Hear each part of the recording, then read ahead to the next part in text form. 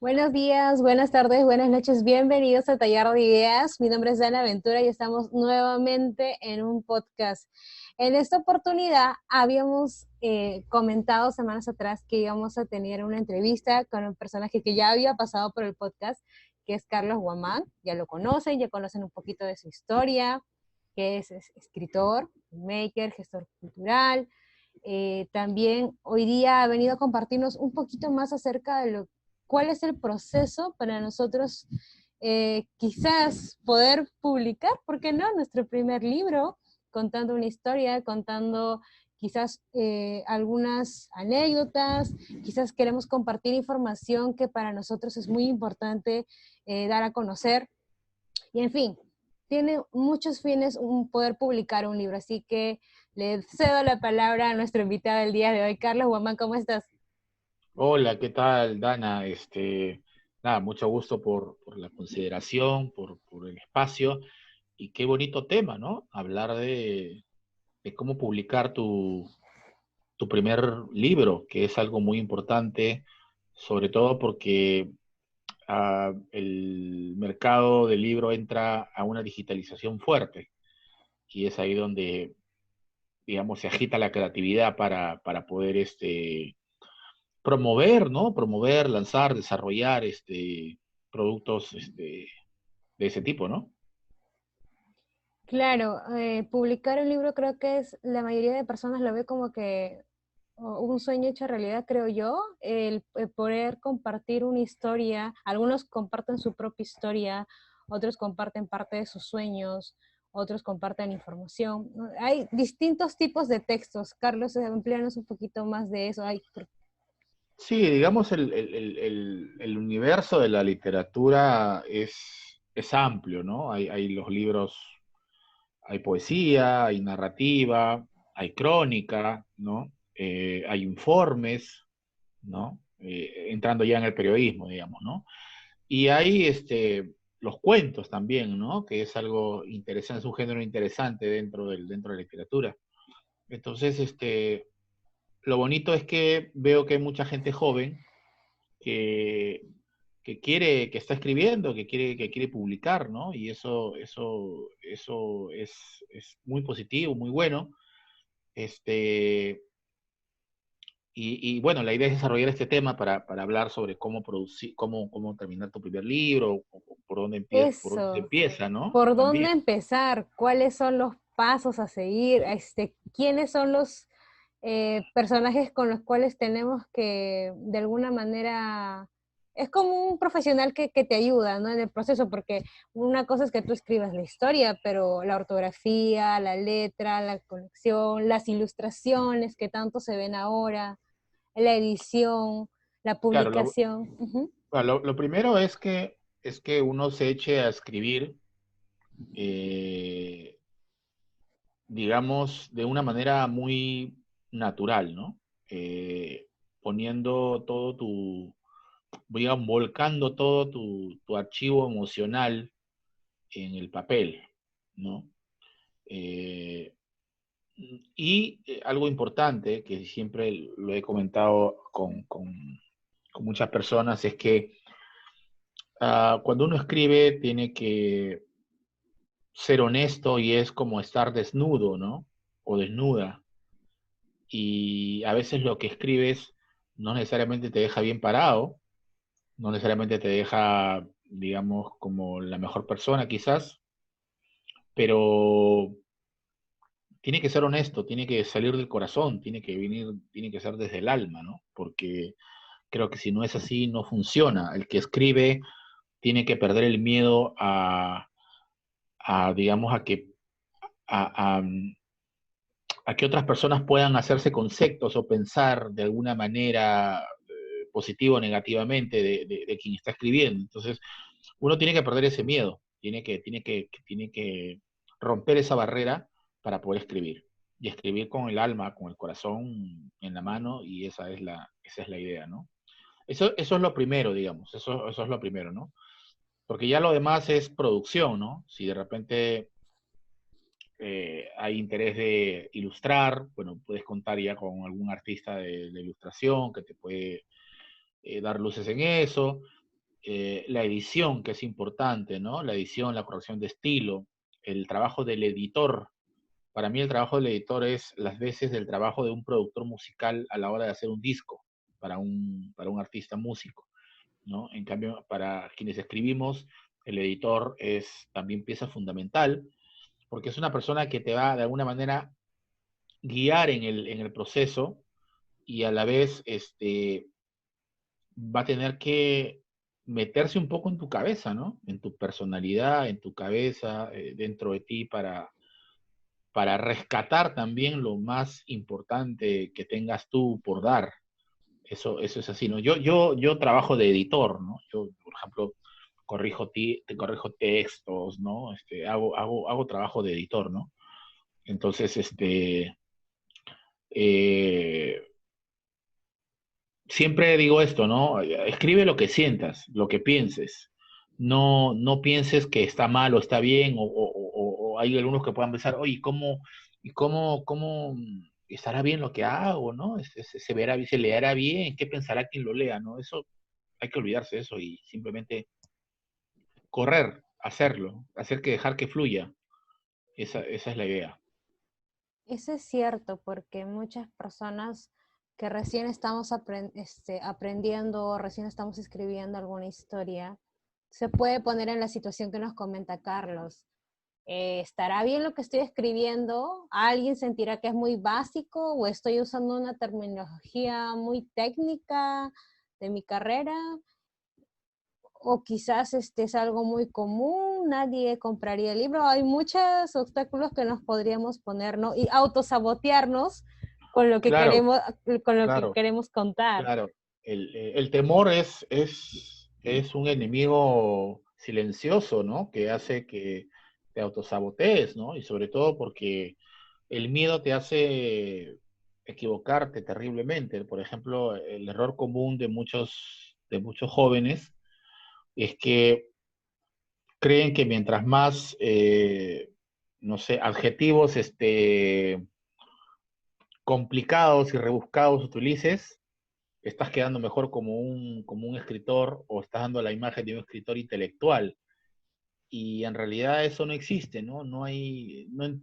Yo estoy en contra de esa intelectualización, ¿no? Del escritor. Entonces, el escritor es alguien que escribe porque tiene la necesidad de escribir, y escribir significa una válvula de escape, significa una entrega, ¿no? Rompió el miedo y se entregó. Yo creo que todos pueden escribir, el problema es que algunos no lo hacen por miedo, ¿no? Y si rompes el miedo, bien por ti. Entonces, eso, ¿no? Ser natural, ser tú nada más. Es importante ser quien eres y olvidarte de querer, pues, vender la idea de que eres un intelectual, de que eres, no sé, pues, ¿no? García Márquez, ¿no? ¿Entiendes? Con el respeto, ¿no? De García Márquez. Claro, Pero digamos, no es eso, pues, ¿no? O sea, eres tú, nada más. García Márquez es un genio, ha sido un genio y lo será por siempre, pero él es García Márquez y tú eres eres tú. tú. Eso Punto. es No hay cierto. más. Eso es cierto. Algo que destaco mucho de los libros de ahora, eh, es que cuando tú leas, es como que la tele es tu cabeza, ¿no? O sea, la tele o las imágenes se forman en tu cabeza. Tú formas los rostros de los personajes, tú Sí, formas el sí, escenario en tu cabeza. Por eso es que el que tiene un buen hábito de lectura fluye. Y como dicen algunas personas, las primeras páginas son las que te envuelven. Si lees las primeras páginas y la historia como que, y quieres más, y quieres más, y quieres más, y quieres seguir leyendo, y será tanta la emoción o tanto que conectas con el libro que puedes terminar el libro el mismo día, ¿no? sí. Lo que pasa es que escribir también es un ejercicio en la imaginación, ¿no? Entonces la imaginación te lleva a crear tus propias imágenes, ¿no? A crear imágenes que están dentro de ti y que las terminas liberando cuando empiezas a escribir. Entonces, ese proceso es bien interesante, ese proceso es bien enriquecedor, ¿no? Eso es cierto. Porque, a ver, si nos ponemos en el caso de las historias y anécdotas que uno puede leer en los libros, uno se pone a pensar, bueno, estoy contando mi historia, pero ¿cuántas personas han pasado por la misma situación que esa historia que estoy contando? Y a veces yo cuento mi historia con los problemas, los altos y bajos y cómo los solucioné. Y una persona que no conozco está comprando mi libro en otro lugar, no sé en qué país, ni en qué distrito, en qué lugar, y conecta con mi historia. Y como dice Carlos, ¿no? Es el arte de poder soltar todo, poder, cada uno en su imaginación va formando cada detalle de esa historia. Lo importante es la capacidad, descubrir la capacidad que uno tiene para poder conectar a través del libro con alguna persona. Como dices tú, ¿no? Independientemente de que esté en el Perú, independientemente de que esté en Lima, no lo esté o esté fuera del país. Entonces, cuando eso sucede, entonces se está llevando a cabo lo que se llama trascendencia. Estás trascendiendo. Y eso es muy válido, ¿no? Ahora, yo considero que no hay historias malas ni historias buenas. Hay historias, simplemente. Y, y hay que atreverse a escribir tu historia. Eso es importante, ¿no? Es cuestión de... La, la, la literatura es de valientes, evidentemente, ¿no? Es de gente que quiere dejar algo, que quiere trascender. Y, y ese es un ejercicio muy bonito, pero que a veces es costoso por el hecho de que no necesariamente pues vas a quedar bien con todo el mundo, ¿no? Entonces, tienes que prepararte para enfrentar eso, ¿no? Y Carlos, coméntanos un poquito, tú al principio nos hablabas de, de los libros virtuales y la publicación de un libro en físico.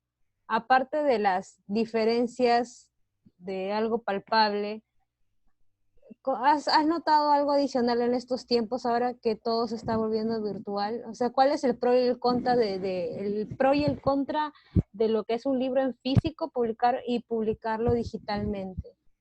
Yo creo que no hay pro y en contra, ¿no? Yo creo que son formatos, son caminos diferentes.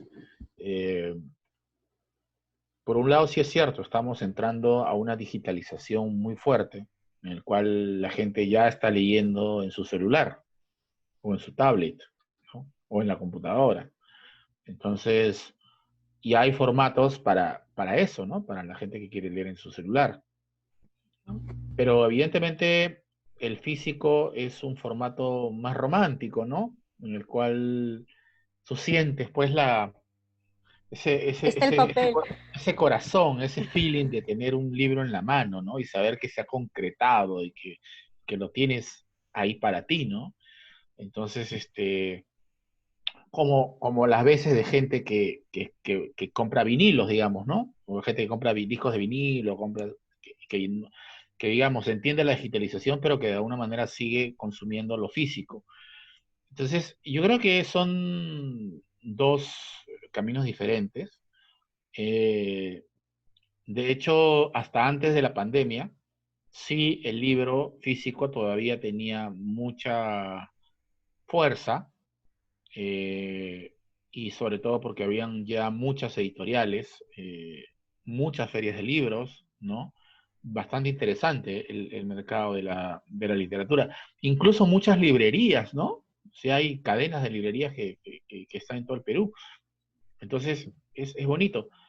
Pero luego de esto, cuando ya empezó el tema de la pandemia y todo este tema, creo que ya eso ha empujado a la digitalización porque la digitalización hace que los costos se reduzcan, ¿no? Sí. Básicamente los costos más altos que tienes en un libro es la impresión, es el papel. Entonces, te evitas eso y también los otros costos grandes que tienes son la distribución. Claro. Entonces, te evitas eso en la digitalización, porque en la digitalización tienes plataformas como Google Play, como Amazon, como iTunes, donde por 10 soles puedes comprar un libro digital, ¿no? Entonces, y pagarlo con cualquier tarjeta de crédito, tarjeta de débito, etcétera. Entonces, eso es, ¿no? Son caminos diferentes.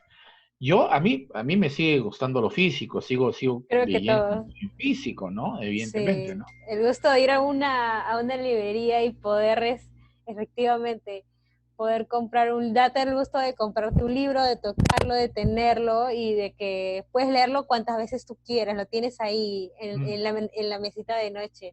Carlos, y algo adicional también que quisiera consultarte. Creo que hay una pregunta que sí es muy rebuscada, que es eh, en el tema de referencias. ¿Cómo saber si estás haciendo plagio? Quizás agarré una imagen que no debía, o sea, ¿qué puntos tengo que tomar yo en cuenta? No, para empezar, ¿no? Si vas a ilustrar, si vas a, si vas a, si vas a utilizar el lenguaje de la ilustración, Ujú, evidentemente no puedes bajarte imágenes de internet, evidentemente. O sea, tiene que ser una creación, ¿no? O sea, tiene que hacerlo, no sé, un dibujante, un ilustrador, un artista, ¿no? Que digamos sea el artista de la ilustración y que pueda crear imágenes exclusivas para tu material, para tu libro. Evidentemente no te vas a bajar imágenes de internet porque estarías incurriendo en piratería, ¿no? ujú, Básicamente, ¿no? ujú. Y sobre el tema de escribir, no es que uno no sepa, o sea, a ver, ubiquémonos, ¿no?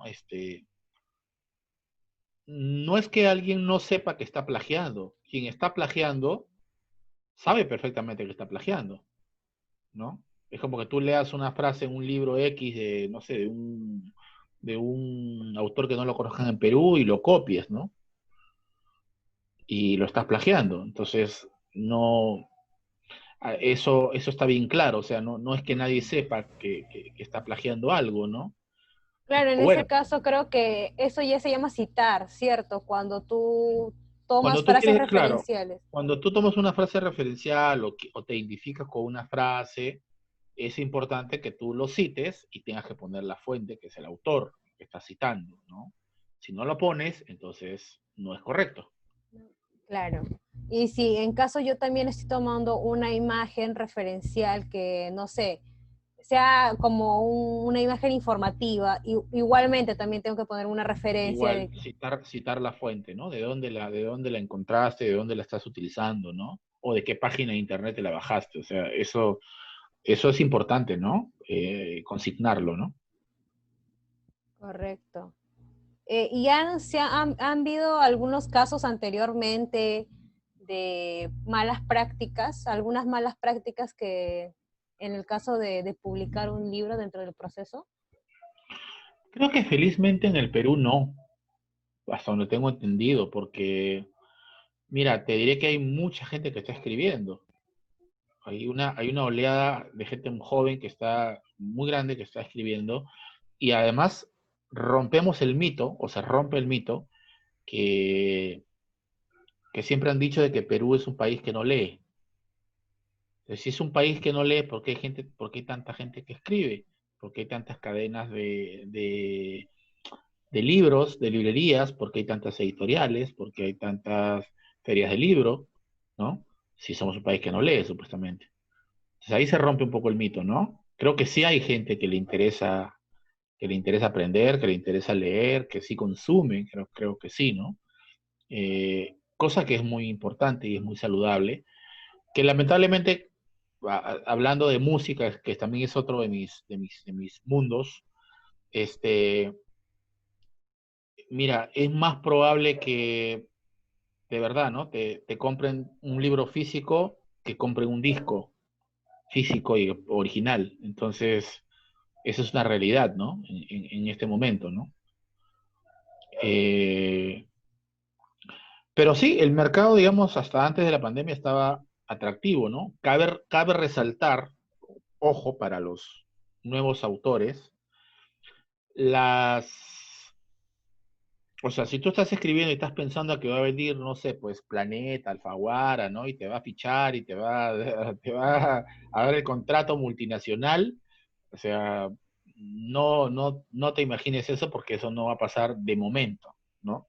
Quizás si tú logras un buen lanzamiento en Perú y un buen precedente, obviamente la multinacional, la editorial grande se va a fijar en ti, pero si no es así, no creo que suceda, ¿no? Porque son etapas en las cuales como escritor tienes que quemar. Wow. Todas las, todas las editoriales independientes básicamente te dan el servicio. O sea, no es que tú le das tu libro y ellos te lo publican y te van a pagar por publicar, sino básicamente tú le das el material, ellos te hacen un presupuesto donde se incluye la impresión, donde se incluye el lanzamiento, la difusión, la presentación del libro y la presentación en diversas, la distribución de tu libro en las librerías y la presentación de tu libro en diferentes ferias. Entonces, es un paquete, ¿no? Que incluye todo eso. Eh, y que inicialmente la inversión, vale la redundancia, la inversión inicial la tiene que hacer el autor directamente, ¿no? Este, entonces eso es, así funciona, ¿no? Para eso también es importante que tienes el camino digital, porque el camino digital, digamos, si publicar tu libro costaba 5.000 soles promedio, hacer 1.000 unidades, quizás en el digital te cueste solo el 10% de eso, ¿no? Claro, hay un O ahorro de menos. costos. Entonces hay un tema importante ahí de costos, ¿no? Y, Pero y, y, la, y la ventaja con el digital es que puedes jugar de alguna manera con lo global, ¿no? Que de repente tu libro se pueda promover también en otros países sin necesidad de poder imprimir en otros países, ¿no? Que si fuese solamente físico sería más complicado que te publiquen en Colombia, en Ecuador, en Chile, es ¿no? En cambio, con el digital podrías jugar a eso, tranquilamente. ¿no? Y pensar más a nivel global, ¿no? A nivel horizontal, digamos. Eso Mira es qué importante. genial. Eso es cierto. Ahí se rompen ciertas barreras ya con el medio digital, incluso con la difusión. Las mismas redes sociales ayudan Sí, muchísimo sí, sí, hoy sí. en día, ¿no? Sí, Y es esto. importante pensar, o sea, yo, por ejemplo, ya no estoy pensando solo en Perú, ¿no? Estoy pensando básicamente, por lo menos en la región, ¿no? Chile, Argentina, Colombia, entonces, no tienes barreras, ¿no? No tienes barreras, entonces simplemente es cuestión de que tú hagas un plan de trabajo, un plan de difusión, una estrategia, una pequeña estrategia de marketing, si se quiere, y puedas promover tu trabajo, ¿no? En otros países sin necesidad de estar presente y sin necesidad de imprimir. Entonces, eso, ¿no? Eso nos ayuda, son las bondades de lo digital, ¿no? De lo digital. Eso. Mire qué genial lo que nos estás contando, pues nos estás ya despejando varias dudas que tendríamos, las diferencias que puede haber entre un digital y un físico, pero también igual dentro de las preferencias creo que la gran mayoría va a decir lo mismo que nosotros, que el papel. La Mm, verdad que igual no se va a perder la costumbre de tener algo en papel aquí en físico, algo que puedas palpar y puedas leer cuantas veces se te dé la gana, porque te encantó el libro, te gustó el contenido que has podido aprovechar.